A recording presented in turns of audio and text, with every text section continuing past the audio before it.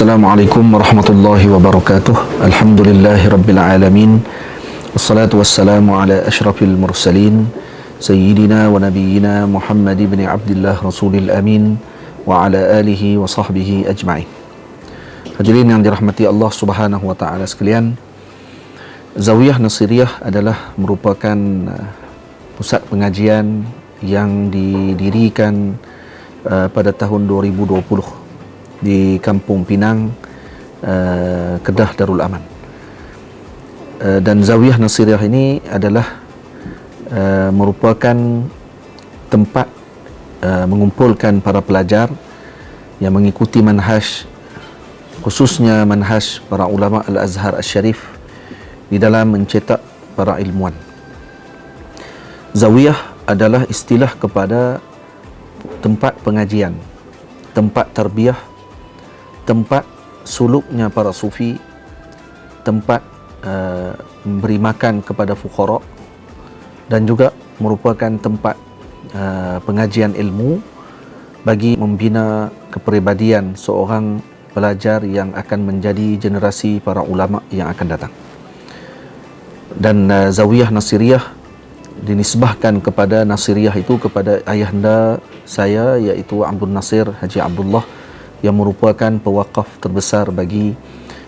pusat pengajian ini. Kemudian sistem pengajian kitab yang dijalankan di Zawiyah adalah berdasarkan kitab-kitab turas para ulama, mengikut kepada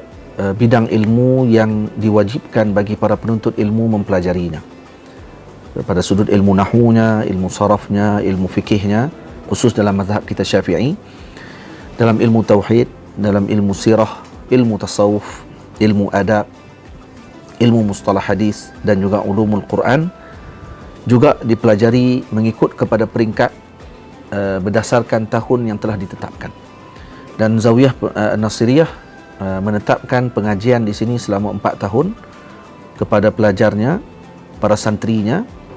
yang mereka tidak boleh pulang dalam tempoh 4 tahun tersebut untuk mempelajari ilmu-ilmu berdasarkan pengajian kitab daripada peringkat yang mubtadi'in, kemudian naik kepada peringkat mutawassitin, dan sebahagiannya akan sampai kepada peringkat muntahin. Visi Az-Zawiyah An-Nasiriyah adalah bagi mencetak ilmuwan berjiwa negarawan, iaitu kita bercita-cita tinggi agar para ulama yang dilahirkan pada masa akan datang ini bukan hanya berjiwa alim ad-din, tetapi juga merupakan orang yang bersifat mencintai negaranya, mencintai umat dan bangsa yang berada di negara tersebut, melihatnya seperti mana Nabi kita Muhammad sallallahu alaihi wasallam melihat umat Nabi sallallahu alaihi wasallam. Dan kita di Zawiyah Nasiriyah juga melaksanakan kuliah pengajian Jumaat khusus untuk masyarakat umum, kerana kita tidak meninggalkan untuk memberikan manfaat kepada masyarakat umum, khususnya kepada masyarakat di Pedu ini sendiri dan juga masyarakat sekitarnya. Dan dalam waktu sekarang ini, Zawiyah Nasiriyah dalam proses untuk berkhidmat kepada kitab-kitab para ulama, sama ada dengan ditulis semula takhriratnya atau dibuat semula dengan bentuk yang lebih moden dengan soal jawab bagi kitab-kitab turas dan seumpamanya, bagi tujuan berkhidmat kepada karangan para ulama yang terdahulu, selain daripada karangan-karangan yang saya sendiri tulis untuk memberikan kemudahan kepada santri khususnya di Zawiyah Nasiriyah bagi mereka memahami kitab-kitab yang telah dikarang oleh para ulama yang terdahulu. Kemudian di Zawiyah juga ada dilaksanakan majlis-majlis yang bersifat umum dan khidmat masyarakat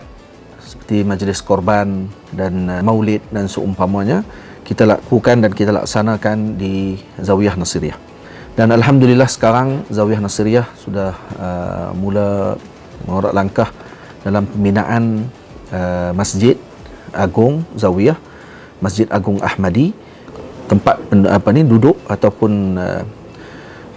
asrama bagi pelajar yang kita bina sekarang ni dalam proses pembinaan. Dan masjid itu juga di dalamnya terdapat tempat-tempat suluk yang ada lebih kurang 16 bilik suluk yang disediakan di dalam masjid tersebut bagi majlis suluk bagi para santri khususnya yang berada di Zawiyah Nasiriyah dengan suluk Dalailul Khairat yang telah diizinkan oleh Maulana Syekh Ali Jumaah hafizahullah taala untuk saya memimpin suluk Dalailul Khairat. Dan sekarang ini Zawiyah juga menjalankan projek ekonomi dengan